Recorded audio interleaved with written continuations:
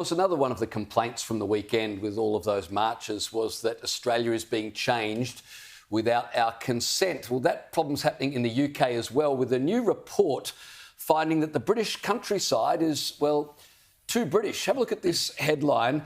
Overwhelmingly white countryside needs more halal food, report claims. Now, as you would appreciate, this report comes from a university. Where else would it come from?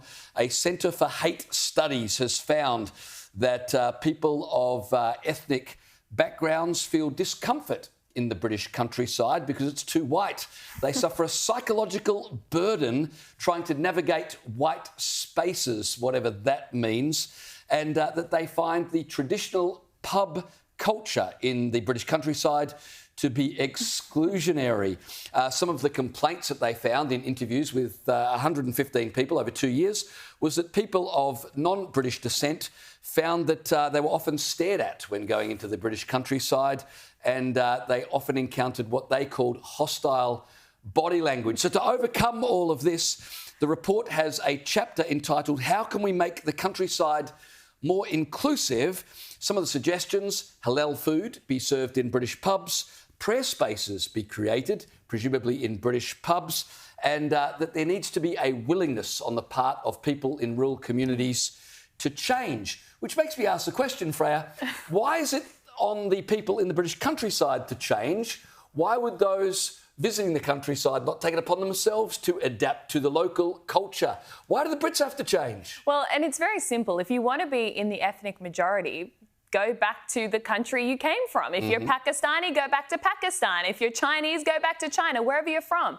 I mean, it's perfectly simple. We don't go to China or Pakistan and say, oh, I feel the body language I'm experiencing right now and the microaggressions from everyone in this mosque staring at me is just really distressing, and you all need to convert to Christianity and serve some kosher food so that I feel comfortable here.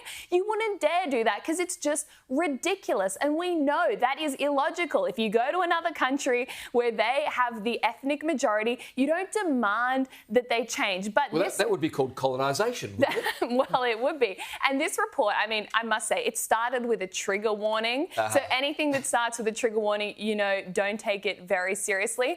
And someone speaking on behalf of the rural community in the UK, they criticised this and said there's actually no data to support that rural England is any more racist than anywhere else in the country. And the whole report was based on a bunch of interviews, not even data, nothing concrete. This is just a waste. The only thing this report is good for is toilet paper. Well, if you can't find racism, you have to invent racism, don't you? I mean, 3 points. One, the University of Leicester's Centre for Hate Studies. This makes me hate studies. So, yes, you've got that one right. Well done. 2, they're complaining that people feel like they get stared at when they go into the British countryside. Well, I mean, it is human nature to take notice of something that seems out of the ordinary. Now, look, if you're walking around London, seeing a Muslim person is not out of the ordinary, but maybe it is if you're walking around the Cotswolds. And so you go, oh, look, it's a Middle Eastern person. It's not because they hate you. It's just because they haven't seen that many of you around recently. Of course they're going to stare. It's like seeing a hot chick in Newtown. There's not that many of them around, so of course you're going to take notice of it. And third is this business about the pub, right? Oh, they think the pub culture is exclusionary. I don't know how many pubs the people from the University of Leicester's Centre for Hate Studies have been to. I'm going to guess not that many, because they probably get booed out of a pub for being boring and wanting to talk about the rubbish that they come up with in their academic life.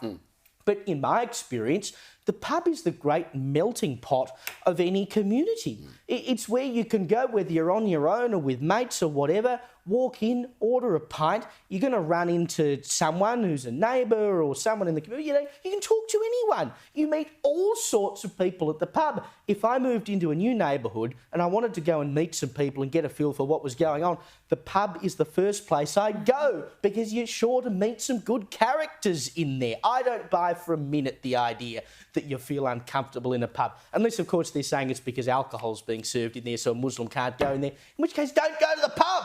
I'm just appalled. Back to the newspaper headline, it begins, overwhelmingly white countryside needs blah, blah, blah. It's almost like overwhelmingly white is a charge. Well, yes.